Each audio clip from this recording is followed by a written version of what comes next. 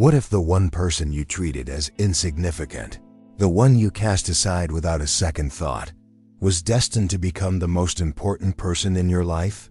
It sounds like something out of a movie, right? But here's a controversial thought. Maybe the greatest love stories don't start with a perfect meeting, but with a colossal mistake. Maybe true connection is found not in avoiding our past, but in having the courage to rewrite it. This is a story that challenges everything we think we know about forgiveness, destiny, and second chances, proving that sometimes a memory blank is what you need to get your heart full. On one side, you have Gianna Ramirez, a world-famous singer, a goddess on stage with a voice that could move mountains and an ambition that could crush anyone who stood in her way. She had it all: the fame, the adoration, the power. In her world, you were either useful or you were invisible. On the other side, there was Kenneth McDonald, a hopeful musician whose dream she didn't just dismiss, brutally rejected it in a spectacle of public humiliation, leaving him shattered. He was a footnote in her rise to stardom, a ghost from a past she never bothered to remember. But destiny, oh destiny, has a wicked sense of humor. A horrific accident, a flash of twisted metal, and Gianna's world goes dark. She wakes up with no memory of her fame, her songs, or her sins. Her mind is a complete blank. And who is the mysterious, kind stranger caring for her, patiently helping her piece together a life she can't recall? You guessed it. It's Kenneth, the very man whose spirit she once broke. He now holds all the power, and she is completely, utterly at his mercy.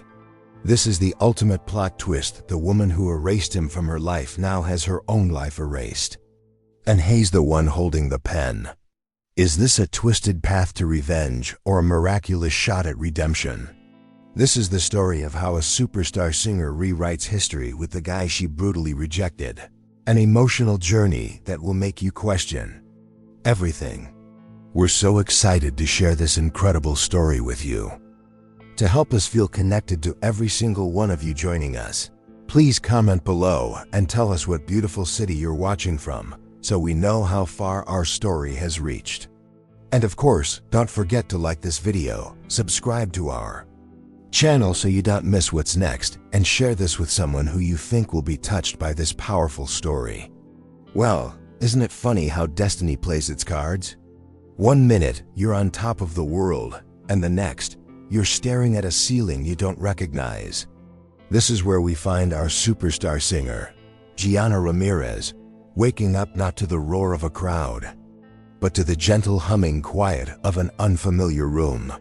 There's a blank space where her memory should be, a complete and terrifying amnesia that has wiped her slate clean. It's a strange, unnerving silence for a life that was once so loud. And in this strange new reality, there's a man, Kenneth McDonald. His presence is a quiet constant, a calming force in the storm of her confusion. He explains the accident, a blur of twisted metal and flashing lights she can't recall, and assures her she's safe. He speaks with a softness that feels like a warm blanket, a stark contrast to the chaotic void in her mind. He's a stranger, yet there's an odd sense of safety with him. She has no idea who he is, of course. To her, he's just a kind soul, a good Samaritan. She doesn't see the flicker of a secret past in his eyes every time she looks at him. Gianna, the global icon, is now entirely dependent on this gentle, mysterious man. It's a beautifully fragile picture, but oh, if she only knew the history that was carefully being hidden from her, the irony would be absolutely crushing. He tends to her with a patience that seems almost saintly, never pushing for memories she doesn't have. Instead, he helps with the simple things: a glass of water, a comforting story about the world outside. This quiet kindness feels like a balm to her frayed nerves. It's a heart-aching display of care, and Gianna finds herself drawn to his steady presence. But this tender scene is built on a foundation of omission, a truth deliberately withheld. Little does she know, this isn't their first encounter, not by a long shot. The story of Gianna and Kenneth didn't start with this accident. It's a twisted kind of love story, though she doesn't know her part in it yet. The man now acting as her guardian angel is the same one whose spirit she once tried to break. He's offering a second chance, but it's a chance she doesn't even know she needs for a mistake she can't remember making. Every gentle gesture, every soft-spoken word from Kenneth McDonald is layered with an unspoken history. He's caring for the woman who brutally rejected him, who left him feeling utterly defeated. He holds the power of her past in his hands, watching the woman who shattered his world look at him with innocent, trusting eyes. And you have to wonder, what is he thinking as he helps her heal? What's going on behind that calm exterior? Let's rewind the tape, shall we? Before the accident, before the quiet kindness, there was a different Gianna Ramirez. A version of her, fueled by raw, relentless ambition. She was a rising singer with a hunger for the spotlight that bordered on ruthless. In her world, you either climbed over people or you got left behind in the dust.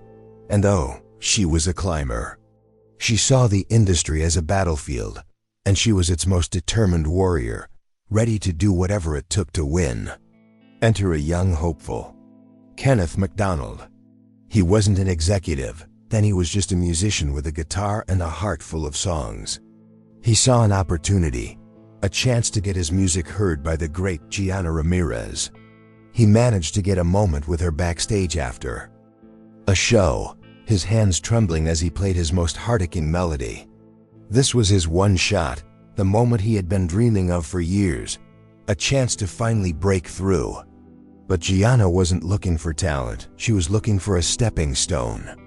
In front of a crowd of industry insiders and journalists, she didn't just say no, she publicly humiliated him. She laughed at his lyrics, called his melody derivative, and dismissed him as just another wannabe. She used his raw, honest performance as a punchline to make herself seem clever and untouchable. It was a calculated, cruel move designed to show everyone how far above him she was. The look on Kenneth's face was one of pure devastation. It wasn't just that his song was rejected, it was that his soul was crushed in a spectacle of public mockery. He had offered her his most vulnerable creation, and she had torn it to shreds for sport. The laughter from the crowd echoed in his ears long after he walked away, a haunting soundtrack to his shattered confidence. The world saw a star being witty, he felt a dream dying. This was the cornerstone of their secret past, an event so brutal that it reshaped Kenneth's entire future. Gianna, in her quest for fame, didn't just close a door on him, she burned the whole house down, leaving him in the ashes. The emotional toll was immense, a wound so deep he thought it would never heal. He packed his guitar away, the strings collecting dust as a monument to his failure. She probably forgot about it the next day, another nameless face in her climb to the top. But for Kenneth McDonald, that moment was everything. It was a brutal lesson in the cruelty of the industry and the woman he had once admired. That night didn't just end his dream of being a performer, it forged a new, more cynical man. And now, ironically, destiny has brought her right back to his door. Now talk about a plot twist. The years have a funny way of flipping the script, don't they? The hopeful musician she so publicly humiliated is no longer a struggling artist. Kenneth McDonald took the pain of that night and channeled it. He channeled it into a different kind of ambition, one forged in the fire of rejection. He's now one of the most powerful executives in the music industry, a kingmaker who builds the very stars Gianna once aspired to be. He's sharp, respected, and his name carries weight. He built an empire from the rubble of his own dreams, and Gianna? Well, destiny has delivered her to him in the most ironic package imaginable. The formidable singer, the untouchable queen of the stage, is now a ghost of her former self. The accident and her subsequent amnesia have rendered her completely vulnerable, her power and fame stripped away, leaving only a lost and confused woman. She is entirely at his mercy, living in his home, cared for by his hands. She depends on him for everything, from her meals to the fragmented stories he tells her about the world she supposedly belongs to. The man whose heart she once broke is now the sole guardian of her reality. This bizarre twist of fate has placed all the power squarely in his hands. It's a delicate, dangerous balance, a situation ripe with unspoken tension. He watches her, this softer, gentler Gianna, as she tries to piece together a life she can't remember. He sees the fear in her eyes, the genuine gratitude for his kindness, and it's a stark contrast to the cold, arrogant woman from his past. This new dynamic is a complex web of vulnerability and power. The world still sees her as a superstar, but in this house she is just a patient, and he is her keeper, a truth that remains their secret past. It's an almost unbelievable reversal of fortune. The woman who held his future in her hands and crushed it without a second thought is now utterly helpless, and Kenneth McDonald, the man she discarded, is the one holding all the cards.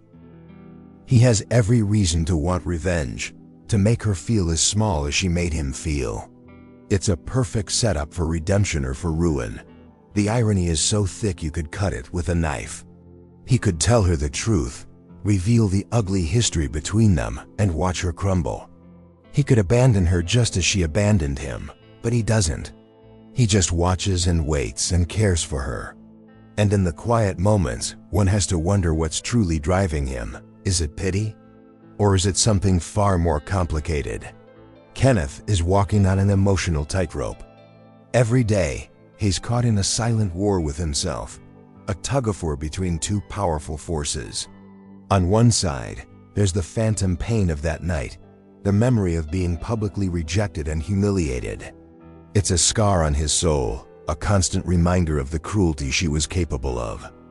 That pain whispers in his ear, telling him to be careful, to protect himself from being hurt again by this woman. But then there's the other side. There's this Gianna, the one who looks at him with no memory of her past arrogance, the one who thanks him with a genuine, heart-aching sweetness that feels completely real. He sees a kindness in her now, a vulnerability that he never could have imagined. This new version of Gianna is slowly, unexpectedly, capturing his heart. It's a dangerous and confusing development, a complicated twist in their wood love story. He carefully hides their shared history, this massive secret past that defines them. He tells himself it's for her own good, that the shock could be detrimental to her recovery.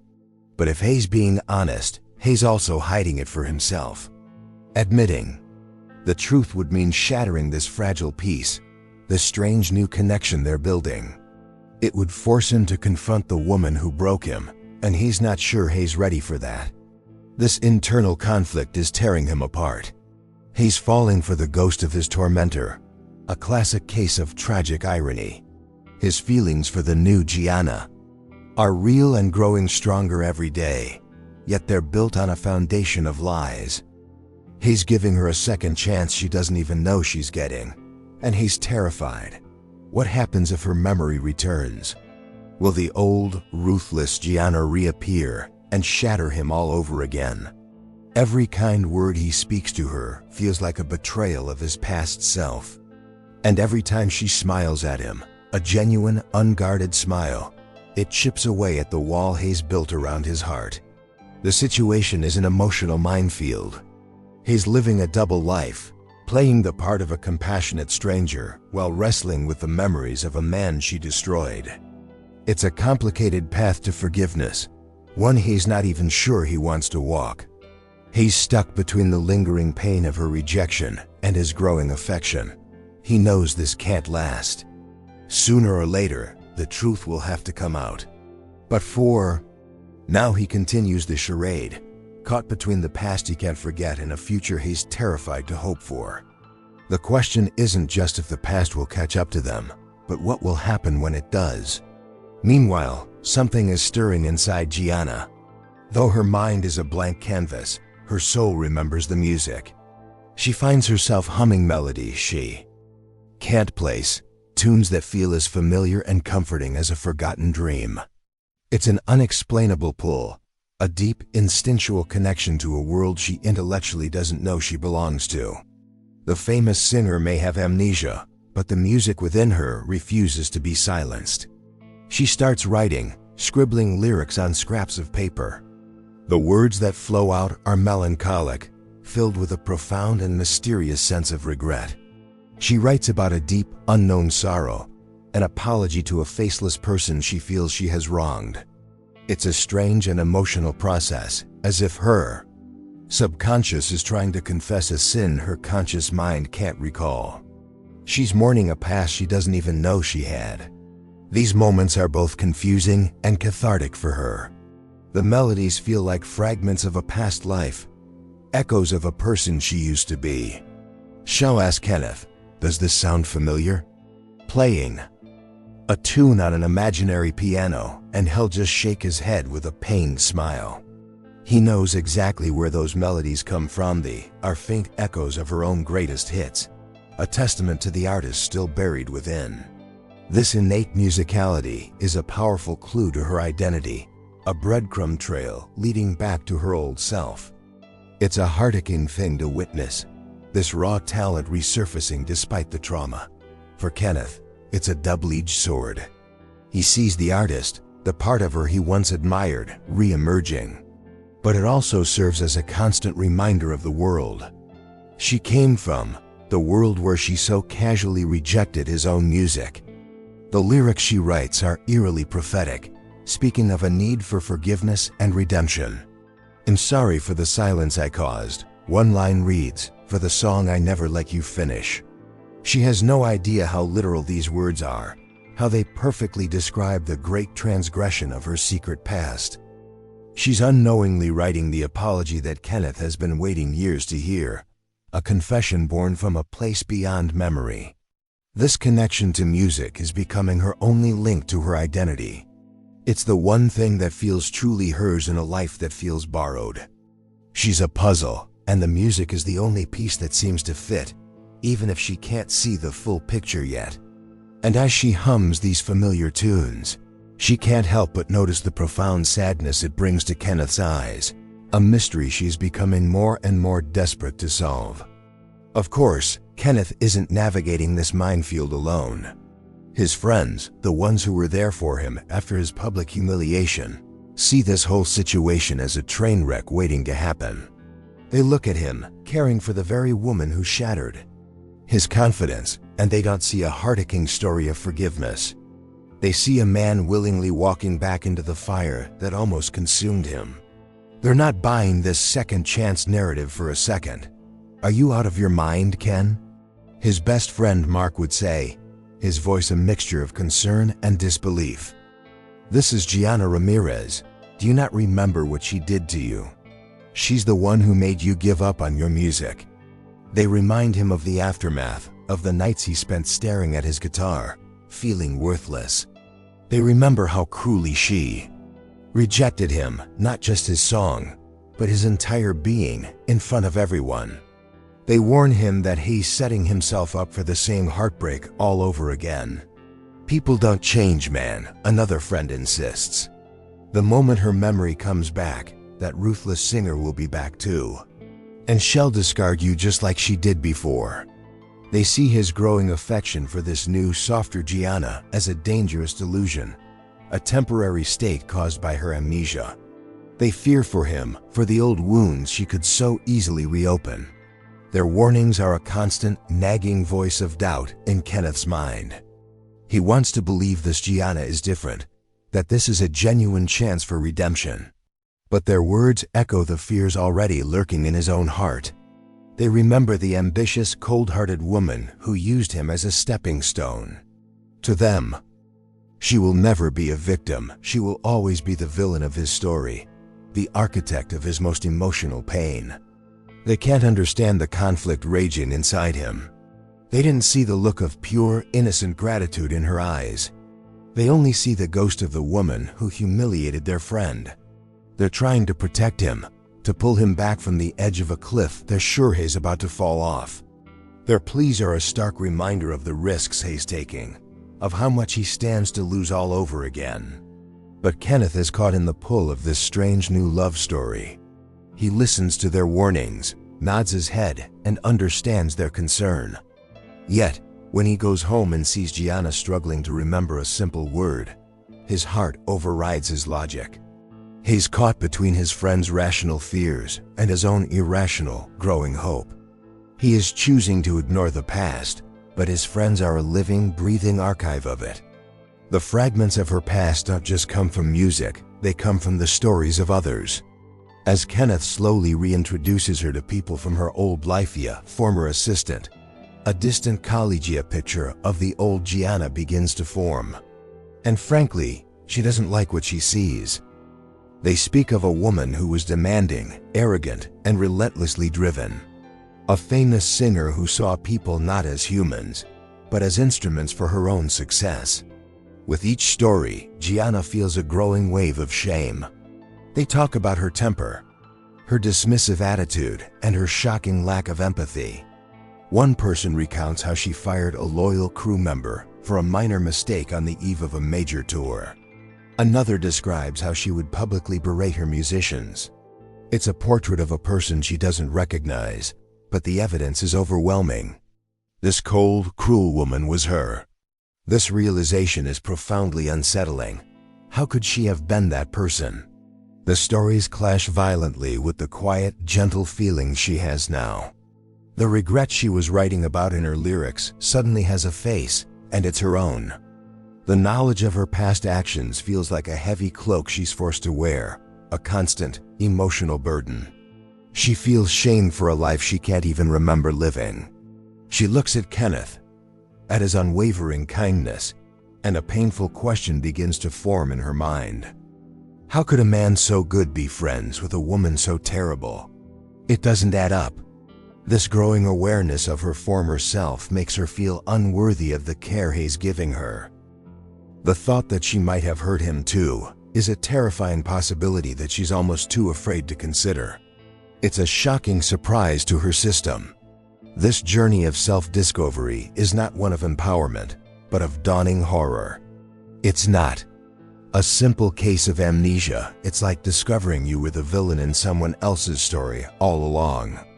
The desire for redemption becomes a burning need, a desperate wish to atone for the sins of a stranger who happens to wear her face. She wants a second chance, but she's beginning to fear she doesn't deserve one. She starts to see why people might look at her with a certain hesitation, a flicker of fear or resentment. The pieces of her secret past are coming together, not through memory, but through the testimonies of those she left in her wake. And as she stands in front of the mirror, she no longer sees just a confused woman. She sees the ghost of a tyrant, and she is horrified by her own reflection. One rainy afternoon, while exploring the quiet corners of Kenneth's house, a place that felt both like a sanctuary and a prison, Gianna stumbles upon a box of old things in the study. Tucked away beneath some books is a dusty, unlabeled cassette tape, an old demo tape.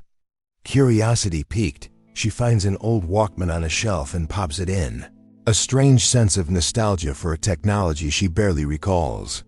She presses play, and then the music starts. A lone acoustic guitar, followed by a voice so full of raw, honest emotion, it sends shivers down her spine. The melody is beautiful, achingly so. It's a heart-aching ballad, filled with hope, longing, and a vulnerability that feels almost sacred. She is instantly captivated, lost in the simple, powerful beauty of the song. This, she thinks, is what real music sounds like. Pure, unfiltered, and from the soul. She listens to it again, and then a third time, completely mesmerized. Who is this incredible artist? Why was this masterpiece hidden away in a dusty box? The voice is unfamiliar, yet the song resonates with a part of her she's only just beginning to rediscover. It speaks the language of her own newfound emotions, of hope and quiet desperation. It feels like a song she was always meant to hear. A piece of destiny she just found. She has no idea, of course. Not a clue. She's listening to the very song that a young hopeful Kenneth McDonald played for her all those years ago. The beautiful, heartfelt music that she publicly mocked and rejected. The song that marked the end of his dream and the beginning of her reign. The irony is staggering, a cosmic joke of the highest order. She's praising the very art she once so cruelly humiliated. This is more than a plot twist, it's a collision of past and present in the most unexpected way. The demo tape is a relic of their secret past, a tangible piece of the history that Kenneth has so carefully concealed from her. It's the smoking gun, the one piece of evidence that could unravel everything. And now it's in her hands, and she's fallen in love with its tragic beauty, completely unaware of her role in its tragedy. With the headphones still on, a new energy fills her. She feels a sense of purpose. She has to know who this unknown singer is. She needs to find them, to tell them how brilliant they are. She feels a strange protective urge over this forgotten artist, a desire to champion their talent. She pulls the headphones off, the melody still echoing in her ears, and goes to find Kenneth, excited to share her incredible discovery. Gianna finds Kenneth in the living room, a radiant smile on her face, the kind he's rarely seen. "Kenneth, you have to hear this," she says, her voice buzzing with an excitement that's infectious. She's clutching the old Walkman like a precious treasure.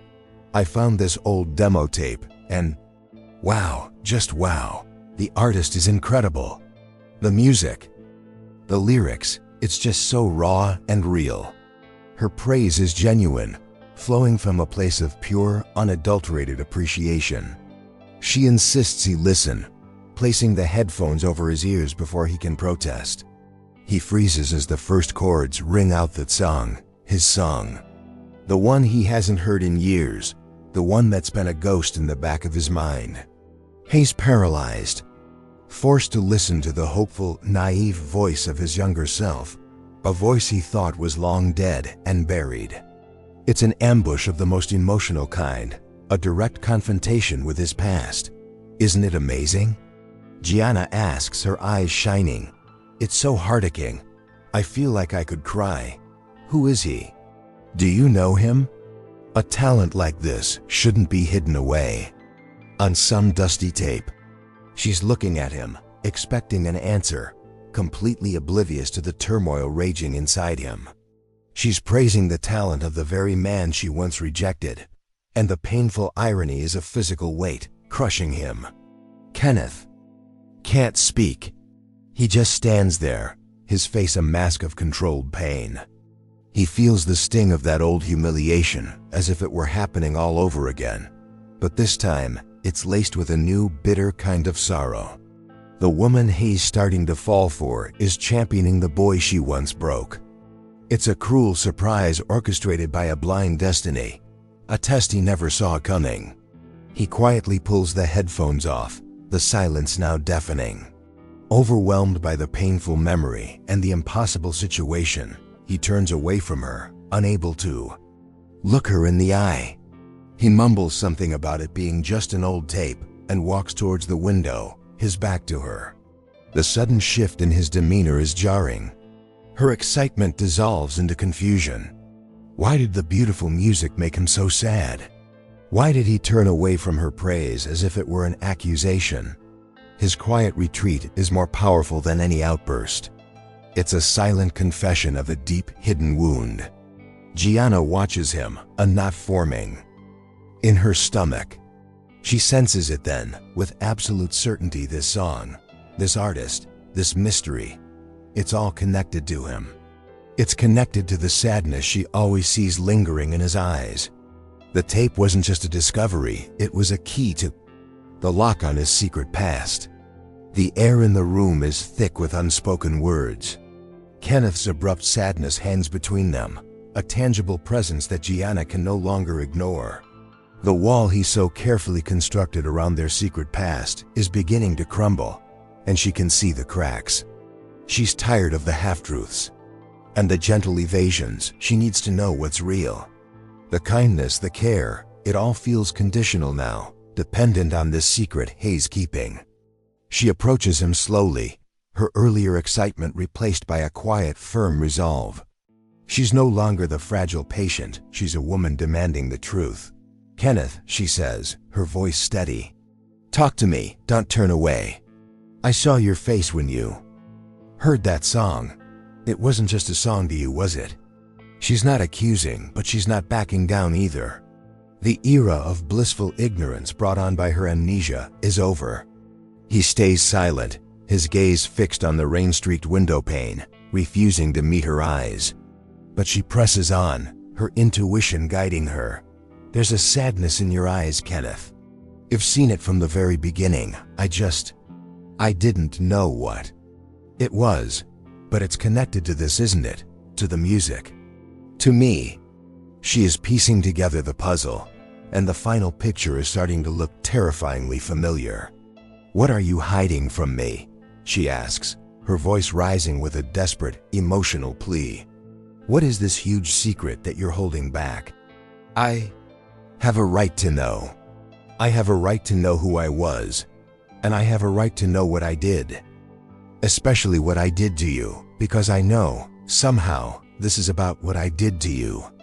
The confrontation is direct, leaving him with no room to maneuver. She is no longer asking for clues, she is demanding the full story. This isn't just about a forgotten song anymore. It's about identity, forgiveness, and the very foundation of their strange relationship. She feels like she's on the verge of a monumental surprise, a revelation that will change everything. She can sense that whatever he says next will either be the beginning of their love story or its definitive end. Pushed into a corner, with the ghost of his younger self echoing from the demo tape, and the woman who created that ghost standing before him, demanding answers, Kenneth finally turns. The pain in his eyes is raw, unfiltered, a mixture of old anger and new heartbreak. He looks at her, the woman he both resents and adores, and knows he can't hide anymore. The time for secrets is over. The dam breaks. Pushed to his absolute limit, Kenneth finally lets the truth spill out, not in a torrent of anger, but in a quiet, defeated confession that is somehow more devastating. "You want to know the secret?"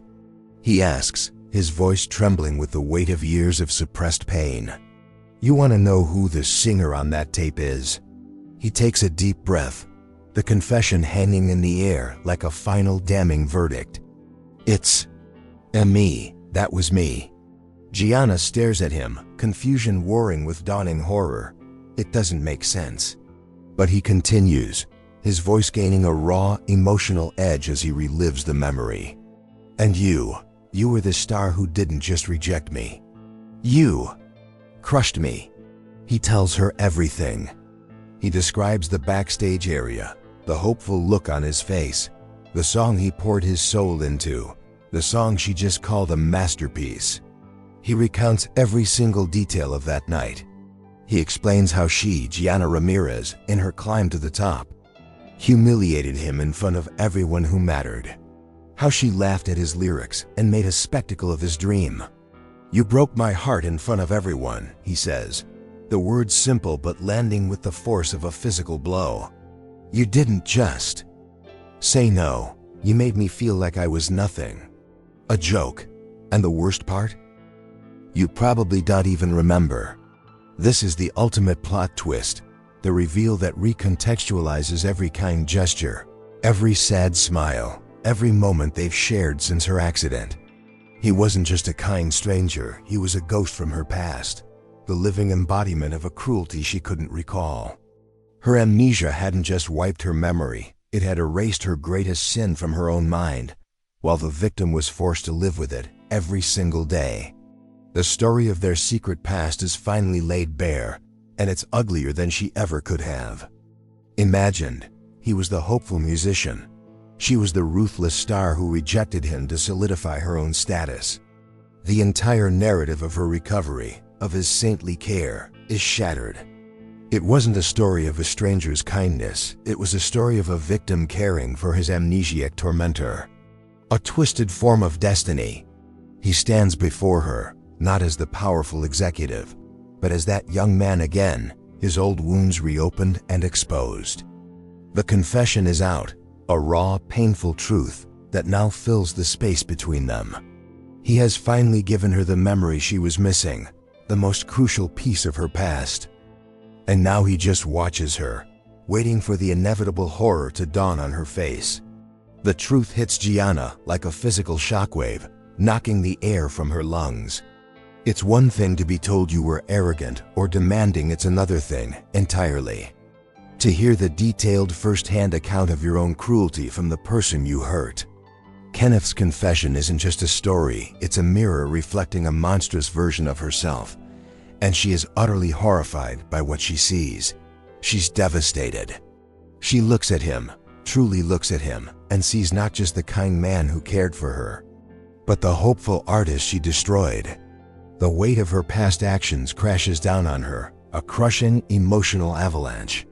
The man she has come to rely on, to care for, is the same man whose spirit she so casually humiliated for a cheap laugh and a bit of power.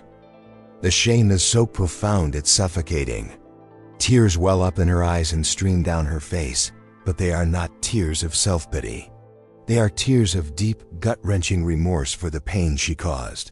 I did that, she whispers, her voice breaking. Oh God, Kenneth. I'm so sorry. But the words feel pathetically small, utterly inadequate to cover the vastness of her transgression. How can you apologize for something you can't even remember doing? The fragments of her past now click into place with horrifying clarity. The lyrics of regret she'd been writing, the profound sadness in his eyes, his pained reaction to the demo tape. It all makes a terrible, perfect sense. Her amnesia feels less like a medical condition and more like a cowardly escape from the consequences of her own actions. She had become the villain in her own love story without even knowing it. She is horrified by the cruelty of her past self. That ruthless, ambitious singer feels like a completely different person, a monster she can't comprehend. And yet, that person was her. The realization creates a chasm within her, a split between the two. Person she is now and the person she was. She feels an overwhelming need for redemption, a desperate desire to undo the damage she's done. But how can she possibly earn his forgiveness? She broke more than his heart, she broke his dream. She looks at the man who showed her nothing but kindness, even when he had every reason to hate her, to seek revenge. His quiet care in the face of their secret past was not a sign of weakness, but of incredible strength. And she, in her ignorance, took it all for granted. The devastation is complete. In the aftermath of the confession, a heavy silence settles in the house. Gianna could easily crumble under the weight of her past self's actions, accepting the label of the villain. She could let the horror and shame define her, pushing Kenneth away out of a sense of being unworthy. But in that crushing moment of revelation, something else emerges as surprising, quiet strength. A refusal to be chained to a past she doesn't even remember. She realizes with a startling clarity that her feelings for Kenneth have nothing to do with their shared history. She didn't fall for him out of guilt or some subconscious need for forgiveness. She fell for the man who brought her soup when she was weak, who read to her when she was scared, who showed her a quiet, steady kindness she had never known. Her feelings are for the man he is now, completely independent of any memory. This realization is a powerful turning point. The past is a horrifying story, but it's just that, a story about a stranger who looks like her. It does not have to be their future. She refuses to let the actions of the old Gianna dictate the ending of their story.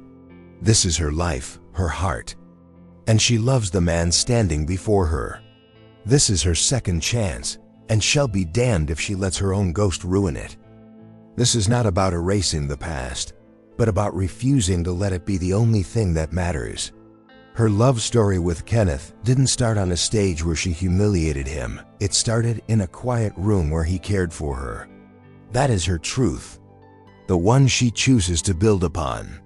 The amnesia, which once felt like a curse, now feels like a strange, painful gift.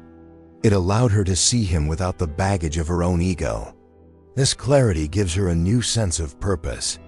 The path to redemption isn't about groveling or running away. It's about proving, through her actions now, that she is not that person anymore. She has to show him that the woman he has been caring for, the woman he has started to have feelings for, is the real her. This is her chance to rewrite history. Not by changing the past, but by creating a better future. She looks at Kenneth, the pain still evident on his face, but now her eyes hold not just shame, but determination. The devastating plot twist of their past will not be the final chapter. She knows what she has to do. The apology can't just be spoken, it has to be shown. It has to be as public and as powerful as the original wound she inflicted. Her path forward is suddenly terrifyingly clear. Words are not enough. Gianna knows this deep in her bones. And I'm sorry will never be enough to heal the wound she inflicted, to mend the dream she so publicly broke.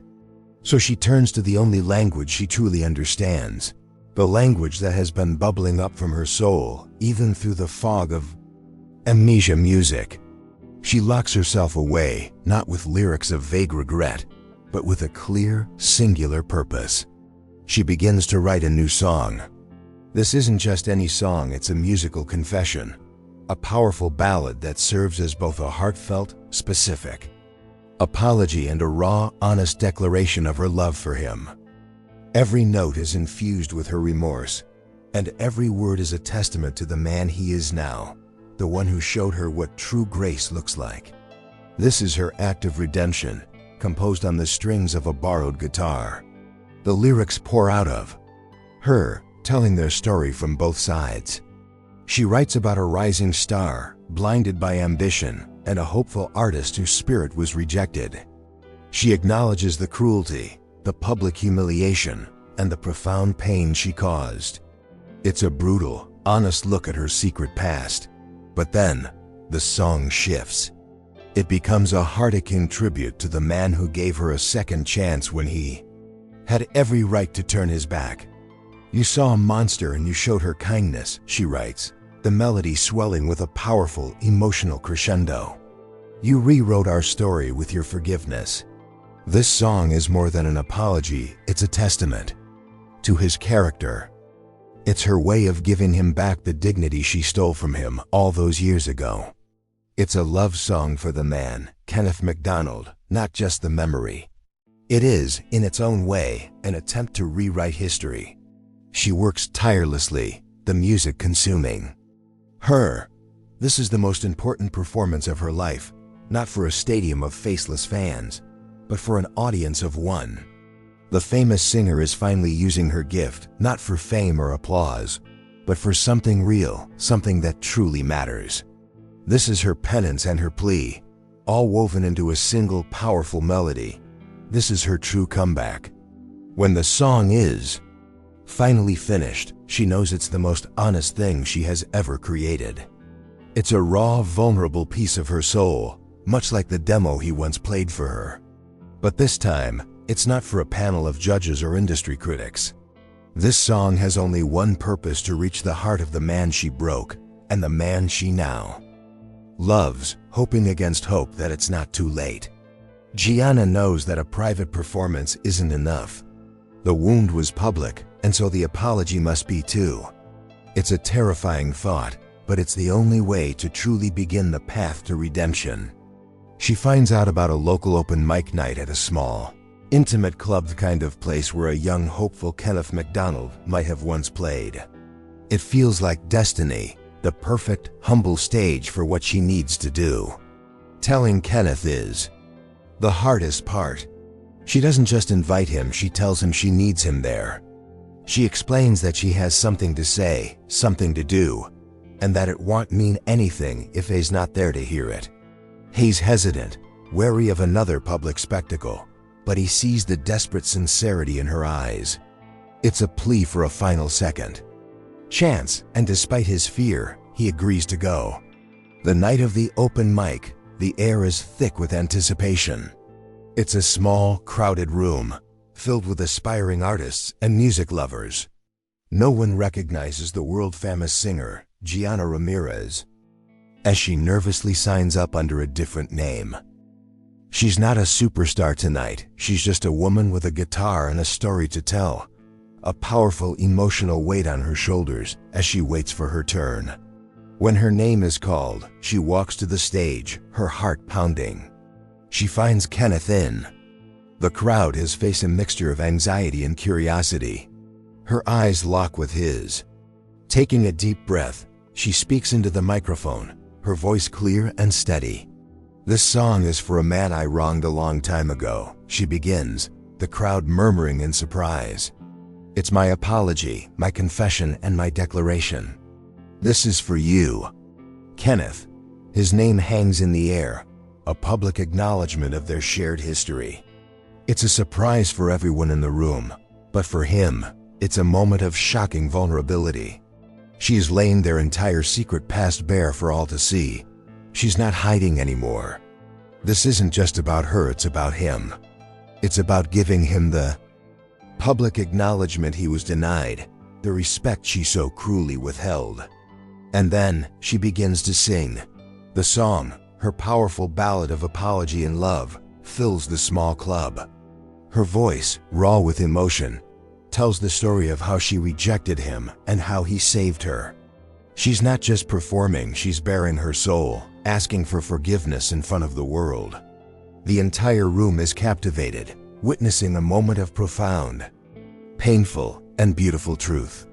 As she pours her heart into the final soaring chorus of the song, something inside her snaps. It's like a lightning strike to her brain, a sudden, blinding flash of memory. The stage lights of the club morph into the harsh backstage lights from all those years ago. She sees it all with perfect, horrifying clarity, a young, nervous Kenneth. The hopeful look in his eyes, the sound of her own cruel, dismissive laughter as she humiliated him. The amnesia is gone. The memory is so vivid, so painful, it almost knocks her off her feet. The full weight of her past cruelty, no longer a second-hand story but her own vivid recollection, crashes down on her. For a split second, her voice falters. The crowd leans in, sensing the raw, emotional struggle on stage. She could stop. She could run. The shame is overwhelming, a tidal wave threatening to drown her. But she doesn't stop. Instead, she channels the fresh, agonizing pain of the memory into her voice. The final lines of the song are no longer just an apology, they are a raw, tearful conviction, sung with the full knowledge of her guilt. She finishes the song, her voice breaking, tears streaming down her face, and looks directly at Kenneth. The performance becomes a real-time plea for forgiveness. "Kenneth," she says into the microphone, her voice a raw whisper that carries through the silent room. I remember everything, and I am so sorry. Please, can you forgive me?" It's a moment of complete and utter surrender.